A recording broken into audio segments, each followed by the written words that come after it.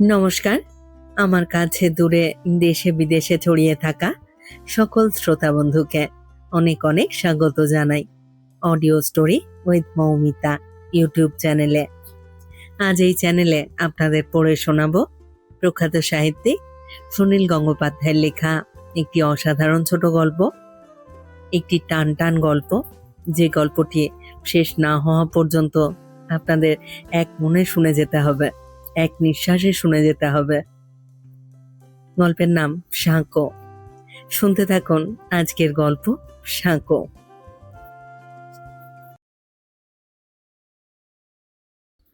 ওরা আমার হাত দুটো পেছন দিকে মুড়ে বাঁধলো নাইলনে দড়ি দিয়ে, চোখ বেঁধে দিল নিরেট কালো কাপড়ে, মুখের মধ্যে বেশ একটা বড় তুলোর গোল্লা ভরে দিয়ে ঠোঁট আটকে দিল স্টিকিং প্লাস্টারে।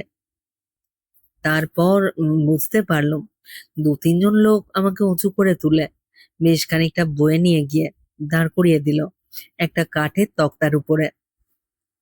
একজন খুব ঝকঝকে পালিশ করা গলায় বলল, এবারে তুমি হাঁটো সামনের দিকে, তাড়াহুড়ো করবার দরকার নেই, এক পা করে হাঁটো।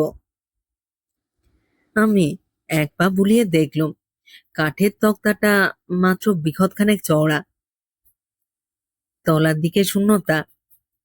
এটা একটা সাঁকো, নিচে কোনো পাহাড়ি নদী।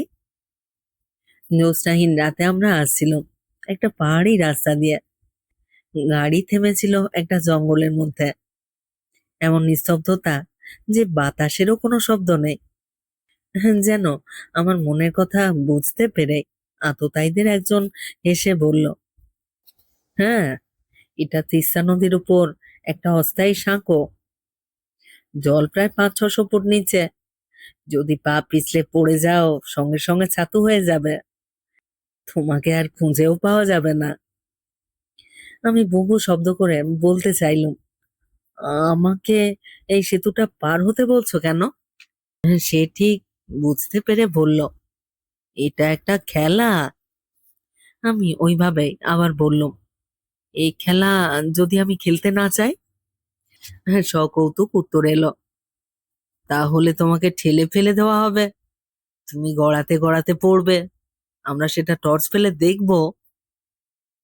এরপর আমি নিজেই জিজ্ঞেস করলুম, আর যদি ওপারে পৌঁছতে পারি? আবার হাসির সঙ্গে উত্তর এলো, তখন দেখবে কি হয়, নিশ্চয়ই একটা কিছু মজার ব্যাপার হবে। নাও স্টার্ট। আমরা ঠিক 10 গুনবো, তার মধ্যে এগোতে শুরু না করলে 1, 2, 3। প্রথম পা ফেললুম সামনের দিকে। খুব একটা শক্ত কিছু মনে হলো না, কাঠের পাটাতনটা বেশ মজবুত। এক পা সামনে দিয়ে দৃঢ়ভাবে আঁকড়ে, তারপর দ্বিতীয় পা এগিয়ে ঠিক মতন বুঝে নিয়ে সেটা ফেলতে হবে। এই রকম ভাবে প্রত্যেকবার। একটুও অন্যমনস্ক হলে চলবে না। অসম্ভব কিছু নয়, এর থেকেও অনেক শক্ত খেলা আছে পৃথিবীতে। ওদের গোনা শেষ হওয়ার আগে আমি 3 পা এগিয়ে এসেছি। কিভাবে ওরা আমাকে ওরা গায়ের জোরে আমাকে ধরে এনেছে বলেই আমি ওদের কাছে হার স্বীকার করব? ওরা কি ভেবেছিল আমি কেঁদে কেটে প্রথমেই ভয় পেয়ে গিয়ে দয়া চাইবো ওদের কাছে? আমাকে এখনো চেনে না। এই সাঁকোটা কতখানি লম্বা? তিস্তা নদী তো কম চওড়া নয়। জুবিলি ব্রিজ পার হয়েছি অনেকবার। উঁচু পাহাড়ের উপরে হয়তো কিছুটা সরু। এই জায়গাটা কোথায়? এ কি, আমার পা কাঁপছে কেন? মাথা ঠিক আছে, তবু পা কাঁপছে। সামনের দিকে এগোবার জন্যে একটা পা তুলতেই অন্য পাটা যেন শরীরের ভর রাখতে পারছে না। মানুষ তো এক পায়ে অনেকক্ষণ দাঁড়িয়ে থাকতে পারে, কিন্তু এক পায়ে দাঁড়িয়ে থাকা অবস্থায় সামনের দিকে পা বাড়ানোই দারুণ শক্ত। পাশের দিকে নয়, শুধু সামনের দিকে। একেবারে সোজা হাঁটতে মানুষ জন্ম থেকেই শেখে না। ওদের একজন চেঁচিয়ে জিজ্ঞেস করলো, কি হলো, থামলি কেন? মুতো খাবি কিন্তু। আমার মুখ বন্ধ, আমি উত্তর দেব কি করে? ওরা তা জানে না। অবশ্য ওদের এই প্রশ্নের কোনো উত্তরই হয় না। আবার ওরা বলল, গুঁতো খাবি নইলে গুলি করা হবে, থেমে থাকা চলবে না। আবার 10 গুনছি। 1, 2, 3। একটা যদি লাঠি থাকতো ব্যালেন্স রাখবার জন্য। হ্যাঁ, লাঠি। হাত দুটোই খোলা রাখেনি। হ্যাঁ, ছেলেবেলায় যখন কোনো পাঁচিলের উপর কিংবা রেল লাইনের উপর দিয়ে হেঁটেছি, হাত দুটো এমনিতে দুপাশে সোজা হয়ে গেছে। হাত দুটো তখন ডানা হয়ে যায়। অন্ধকার রাত্রিরে চোখ খোলা থাকলেও এরকম একটা সরু সাঁকো পার হওয়া কথার কথা নয়। তবু ওরা চোখ বাঁধতে গেল কেন? তেমন প্রয়োজন হলে মানুষ নাকি অন্ধকারেও দেখতে পায়। চোখ খোলা থাকলে আর কিছু না হোক, অন্ধকারও তো দেখা যেত। অন্ধকার কি দেখবার জিনিস নয়? অন্ধকার কত রকম। পৃথিবীতে কোথাও খাঁটি কালো অন্ধকার নেই। না, অসম্ভব, পা কাঁপছে। আমি পারবো না। এরই মধ্যে একবার টোলে পড়ে যাচ্ছিল, আর একটু হলে। এটা অন্যায় খেলা। ওরা আর লাঠি ফাটি নিয়ে গুঁতো মারতে পারবে না। তার থেকে দূরে চলে এসেছি নিশ্চয়ই। গুলি করতে পারে, কিন্তু ওদের গুলি খেয়ে আমি কিছুতেই মরবো না। ওরা গুনতে শুরু করলে 9 পর্যন্ত গুনবার পরই আমি ঝাঁপ দেব। নীলু, নীলু। বাবার গলার আওয়াজ। বাবা মারা গেছেন অনেকদিন আগে। বাবা এখানে এই নদীর উপর এসে আমায় ডাকতে পারেন না। মানুষের আত্মা বলে যদি কিছু থেকেও থাকে, কিন্তু সেই আত্মা কি পাখি যে অন্ধকার নদীর উপর এসে উঠবে? এটা আমার কল্পনা। গল্প উপন্যাসে এরকম থাকে। অবচেতনে আমি কি শিশু হয়ে গিয়ে বাবার সাহায্য চাইছি? নীলু, নীলু, তুই পারছিস না? আমি তোর হাত ধরবো। বাবা, আমার হাত বাঁধা। তোমারও কি হাত আছে? না, আমার হাত নেই, কিন্তু তোকে থামলে চলবে না। তুই এগিয়ে আয়, আস্তে আস্তে। মনে কর একটু সামনেই তোর মা বসে আছে। মা কি সামনে থাকে না পেছনে? একটা দমকা হাওয়া দিল। এতক্ষণ বাতাসের অস্তিত্ব টের পাওয়া যাচ্ছিল না। বেশ গরম, কিন্তু বেশি জোর হাওয়া ভালো নয়। একটা পা তুললে আমার শরীরটা যেন একটা শুকনো ফুলের পাপড়ির মতন পলকা হয়ে যাচ্ছে। বাতাসের ধাক্কাতেও পড়ে যেতে পারি। আমি আর এগোতে পারছি না। না, না, পারবো না। পেছন থেকে ওরা গুনছে। 1, 2, 3, 7, 8। নীলু, নীলু, ঝাঁপ দিও না। মায়ের গলা। না তো, অন্যরকম, অথচ খুব চেনা চেনা। কে? তুমি কে? নীলু, ঝাঁপ দিও না। এসো, সামনে এসো। তুমি আমায় চিনতে পারছো না নীলু? রিনি। সত্যি, প্রথমটা চিনতে পারিনি, অথচ ভেবেছিলুম সারা জীবনে তোমাকে ভুলবো না। আশ্চর্য। সত্যি, তুমি আমায় ভুলে গিয়েছিলে নীলু। না রিনি, ভুলে যাইনি। আমার অনেকদিন মনেও পড়েনি তোমার কথা। এতদিন কোথায় হারিয়ে গিয়েছিলে?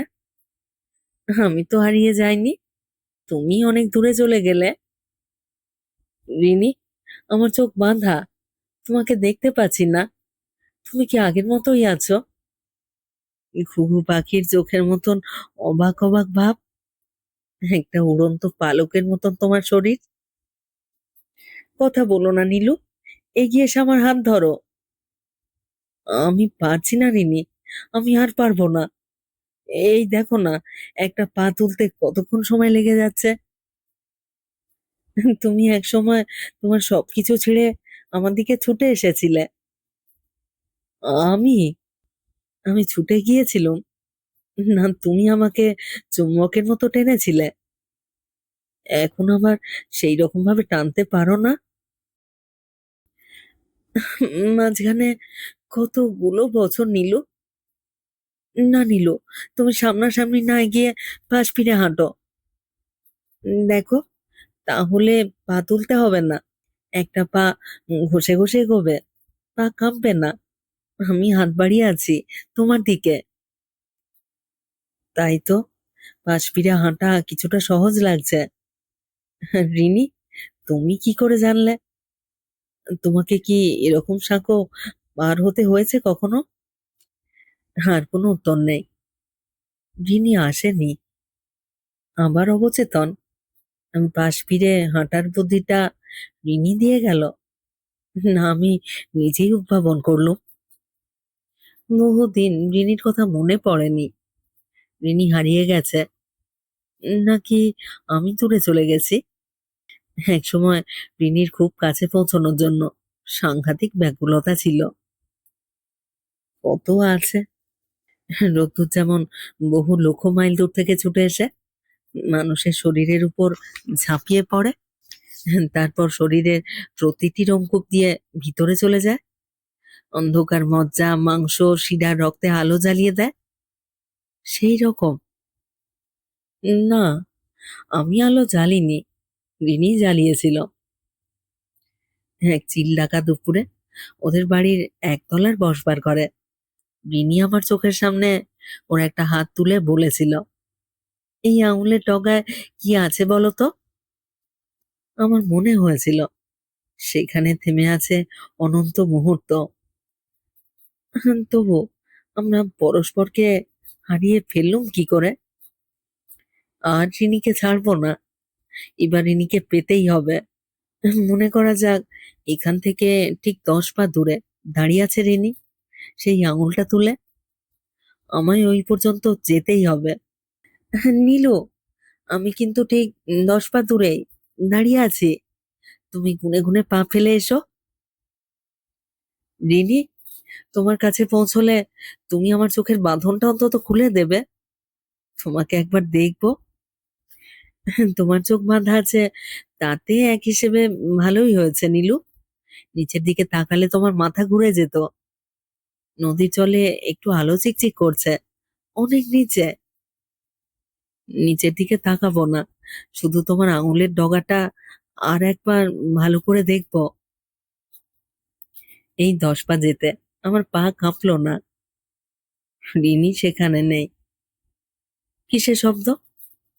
অনেক নিচের নদীর জলস্রোতে। ওহে অবচেতন, তুমি আরো শক্তিশালী হয়ে রিনিকে রক্তমাংসে তৈরি করতে পারলে না? কি গাধা আমি! মাত্র 10 পা দূরে রিনি থাকবে, কেন এই কথা ভাবতে গেলুম? যদি ভাবতাম 50 পা দূরে কিংবা সাঁকোর ওপারে দাঁড়িয়ে আছে রিনি, আকাশে কালপুরুষের দিকে তার কোমল আঙুলখানি তুলে, তাহলে সেই টানে হয়তো পৌঁছে যাওয়া যেত। কৃপণের মতন আমি মাত্র 10 পা উচ্চারণ করে রিনিকে খরচ করে ফেলেছি। এখন অবচেতন তোলপাড় করলেও আর রিনি ফিরে আসবে না। পেছন থেকে কর্কশ হুংকার ভেসে এলো, এই হারামজাদা, দাঁড়িয়ে পড়লি কেন? আমরা কি এখানে সারা রাত কাটাতে এসেছি? গুলি চালাবো। ওরা কি টর্চ ফেলে দেখছে আমাকে? ওরা সব মিলিয়ে 6 জন, আমি গুনেছি। ওদের বাধা দেওয়ার কোনো উপায় ছিল না।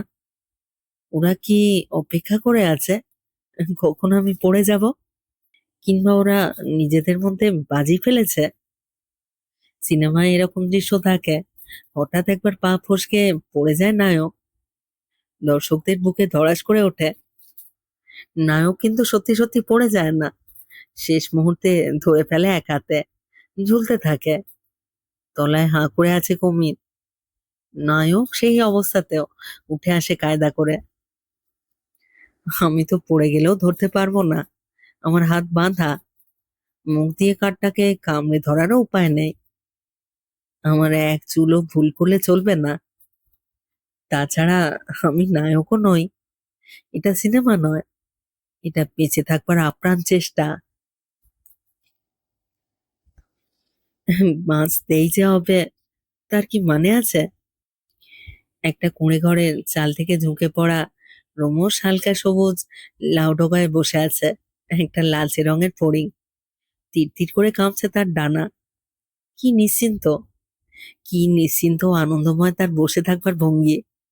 যদিও যে কোনো মুহূর্তে একটা শালিক তাকে ঠোঁটে চেপে নিয়ে যেতে পারে। কেন এই দৃশ্যটা মনে আসছে?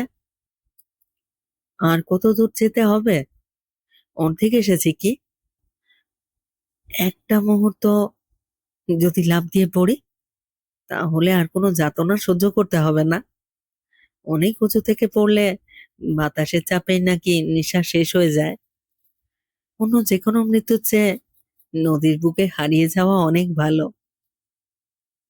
দুলছে, দুলছে সেতুটা, দুলছে। ওপার থেকে ওরা কি ইচ্ছে করে দোলাচ্ছে? তাহলে ওদের খেলাটাই আমাকে কিছুতেই পার হতে দেবে না, মাঝ নদীতে ফেলে দেবে। কিংবা এত লম্বা কাঠের সেতু, নিচে যদি কোনো সাপোর্ট না থাকে, তাহলে মাঝখানটা বেঁকে যেতেই তো পারে। এইখানটা ঢালু হয়ে গেছে, দুলছে। মানুষ নয়, এই কাঠের তক্তার দুর্বলতায় ফেলে দেবে আমাকে। নীলু, নীলু, নীলু, তুমি তোমার শরীরটা দোলাও, নইলে ভারসাম্য রাখতে পারবে না। কে? গগনদা? গগনদা, আপনি কোথা থেকে এলেন? কথা বলার সময় নেই নীলু, নিজের শরীরটা দোলাও। তারই সঙ্গে সঙ্গে একটু একটু করে এগিয়ে এসো। আমি আর পারছি না গগনদা, জল আমাকে টানছে। আর গেলাম। না না, তুমি পারবে, তোমাকে পারতেই হবে নীলু। কাঠের তক্তার দুলুনির সঙ্গে শরীরটা দোলাও, সেই সঙ্গে একটা করে পা বাড়িয়ে দাও। মনে জোর আনো, শরীরে জোর আনো নীলু, তুমি ঠিক জয়ী হবে। আহ, এসব কি হচ্ছে অবচেতন? গগনদাকে কোথা থেকে এনে হাজির করলে? একই সঙ্গে শরীর দোলাবো, পা বাড়াবো, মনে জোর আনবো। আমি কি ভেলকিবাজি নাকি? কলেজ জীবনে গগনদা আমাকে যত রাজ্যের ভুলভাল জিনিস শিখিয়েছিলেন। বলেছিলেন, গ্রামের মানুষের সঙ্গে গ্রামের ভাষায় কথা বলতে শেখ। বলেছিলেন, বিপ্লবের জন্য অস্ত্র তুলে নাও। বলেছিলেন, ব্যক্তিগত জীবনে প্রেম ভালোবাসা বিসর্জন দাও। বলেছিলেন, আদর্শের জন্য বন্ধুর বুকেও ছুরি মারবার জন্য তৈরি হও। সবগুলো একসঙ্গে আমার মাথা গুলিয়ে গিয়েছিল। আমি অন্ধ হয়ে গিয়েছিলাম। যখন আমি চোখ মেললাম, তখন দেখলুম গগনদা নিজে সব কিছু মানেননি। নিজে দিব্যি ফুরফুরে জীবন কাটাচ্ছেন। আমাকে চোখ মেলতে দেখেই তিনি বললেন, তুমি কে? আমি তো তোমাকে চিনি না। বাবা, রিনি, গগনদার কথা অবচেতন থেকে উঠে আসছে কেন? এটা কি রূপক নাকি? অন্ধকার রাত্রিরে একটা খরস্রোতা পাহাড়ি নদীর উপরের বিপজ্জনক সাঁকো দিয়ে আমি একলা পার হচ্ছি। এটা কোনো প্রতীকের ব্যাপার? ক্ষুরস্রোত ধারা নিশিতয়া, ধারালো কুরের উপর দিয়ে হেঁটে যাওয়ার নামই জীবন। উপনিষদে এরকম কিছু গাল ভরা কথা আছে না? ষাঁড়ের পেচ্ছাপ। রূপক টুপক হলে বাঁচা যেত। ছখানা উৎকট আততায়ী জোর করে আমাকে ধরে নিয়ে এলো। কেন যে আমার উপর তাদের রাগ, তা জানি না। আমাকে এক গুলিতে খতম করে না দিয়ে তারা আমাকে এই বীভৎস তমসায় নামিয়ে দিয়েছে। সামান্য পদস্খলন হলেই সোজা মৃত্যু। এটাই কঠোর বাস্তব। আমার জীবনে আজকের এই রাতটা শেষ হবে না বোধ হয়। এই, 2, 3, 4, 5। যাচ্ছি রে বাবা, যাচ্ছি। বাঁচতে কার না সাধ হয়? যে কোনো উপায়, দাঁতে দাঁত কামড়ে সবাই বেঁচে থাকতে চায়। যাচ্ছি, যাচ্ছি। কাঠের তক্তার দুলুনিটা হঠাৎ থেমে গেছে। তাহলে সম্ভবত পেরিয়ে এসেছি মধ্যপথ। খুব গরম লাগছে, জামাটা খুলে ফেলতে পারলে ভালো হতো। এই অন্ধকারে প্যান্টটা খুলে ফেলেই বা কি ক্ষতি ছিল? শরীরটা আরো হালকা হতো। ওরা একটা ভালো কাজ করেছে, হয়তো ভুল করে আমাকে খালি পায়ে আসতে দিয়েছে। পায়ের আঙুলগুলো আমার বহুকাল আগের পূর্বপুরুষের মতন আঁকড়ে ধরেছে তলার অবলম্বনটা। নীলু, নীলু, তুই ভয় পাসনি? আমি সব সময় তোর সঙ্গে আছি। বাবা, তুমি আবার এসেছো? বাবা, তুমি যখন সঙ্গে থাকতে তখনও কি আমি অনেক অচেনা রাস্তায় হারিয়ে যাইনি? আমি নিজেই তো শেষ পর্যন্ত পথ খুঁজে পেয়েছি। নীলু, সেই সব সময়েও বাবা মায়ের স্নেহ ঘিরে থাকে সন্তানকে। সন্তানেরা বোঝে না, স্নেহ নিম্নগামী বলেই তারা বোঝে না। তারা বাবা মায়ের কথা ভুলে গিয়ে নিজের সন্তানদের দিকে তাকিয়ে থাকে। ভাই অবচেতন, কেন বাবাকে ফিরিয়ে আনলে? এতে যে আমি আরো দুর্বল হয়ে পড়বো। বাবার মৃত্যুশয্যার পাশে আমি উপস্থিত থাকতে পারিনি। বাবার অনেক সঠিক নির্দেশ আমি মানিনি। বন্ধু বান্ধব সান্নিধ্যে একটা অদ্ভুত ছটফটানির মধ্যে আমি মত্ত হয়েছিলুম। কিন্তু এই কি সেই সব ব্যাপার নিয়ে অনুশোচনার সময়? যদি কারুকে আনতেই হয়, রিনিকে নিয়ে এসো। আর কিছু না হোক, রিনির কণ্ঠস্বরে আমাকে সঞ্জীবনী শক্তি এনে দেবে। ওহো, আমার নিজেরই অবচেতন, অথচ আমি তাকে নিয়ন্ত্রণ করতে পারছি না। চাইলুম রিনিকে, নিয়ে এলো গগনদাকে। ওগো প্রিয় অবচেতন, তুমিও কি ওই ছজন অপরাধ কর্মীর মতন মজা মারছ আমাকে নিয়ে? নইলে এখন গগনদাকে নিয়ে আসবার কি মানে হয়? গগনদার মতন মানুষরা চিরকালই এরকম বড় বড় গাল ভরা পানি দিয়ে চলে যাবে। তা শুনে হয়তো দু চারজন শেষ পর্যন্ত পৌঁছবে মুক্তির দরজায়। আর বাকি যে কয়েকশো কয়েক হাজার টুপটাপ করে খসে পড়ে যাবে অতলে, তাদের হিসেব কে রাখবে? আমি ওই খসে পড়ার দলে। অথচ আমার বাঁচতে ইচ্ছে করে। সত্যি বলছি, মা কালীর দিব্যি, আমার ভীষণ বেঁচে থাকতে ইচ্ছে করে। যারা নেমন্তন্ন বাড়ির বাইরে বসে এঁটো পাতা চাটে, আমি তাদের একজন হয়েও বেঁচে থাকতে চাই। আমি নদীতে আছড়ে পড়ে টুকরো টুকরো হতে চাই না। ডান পা, বাঁ পা, ডান পা, বাঁ পা, ডান পা, বাঁ পা। আমার অবচেতন নেই, এখন সমস্ত মন শুধু আমার পায়ে। আমার চোখ বাঁধা, মুখ বাঁধা, আমার হাত বাঁধা, শুধু পা দুটো খোলা। এই পা নিয়েই আমাকে বাঁচতে হবে। আমি পিছিয়ে যেতে পারবো না, আমি থেমে থাকতে পারবো না।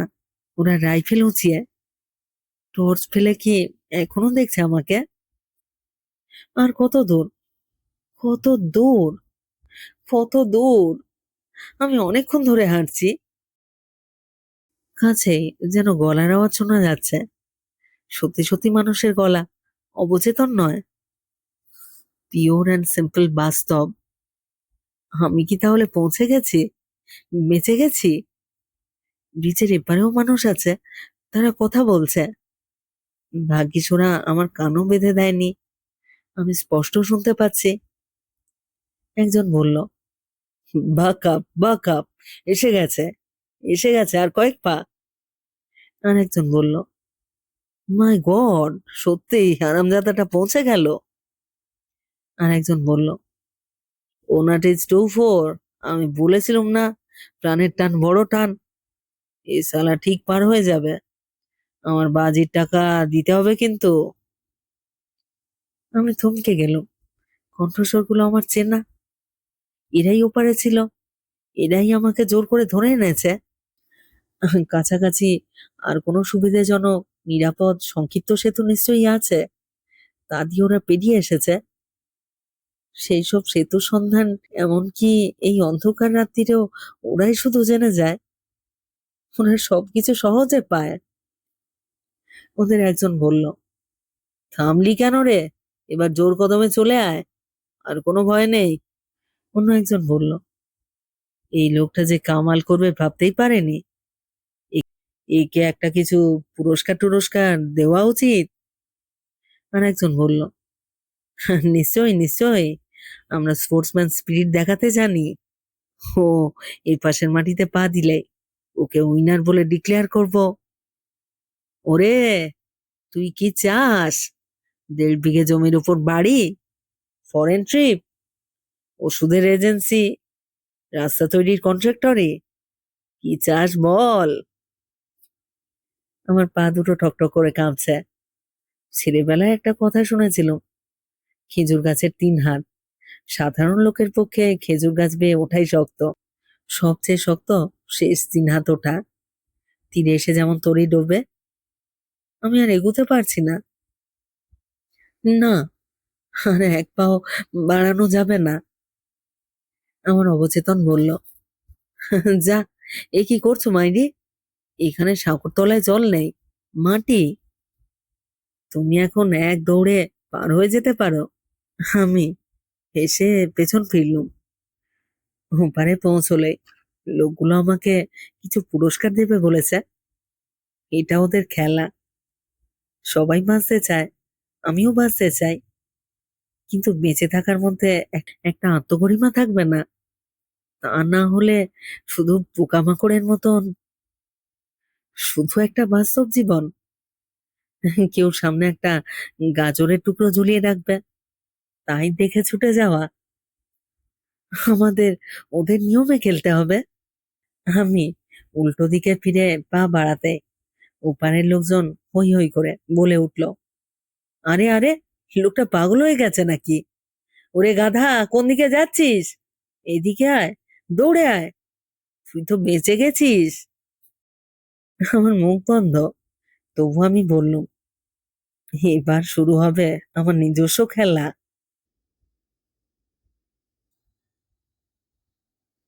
শেষ হলো আজকের গল্প, সুনীল গঙ্গোপাধ্যায়ের লেখা গল্প সাঁকো। কেমন লাগলো আজকের গল্পটি?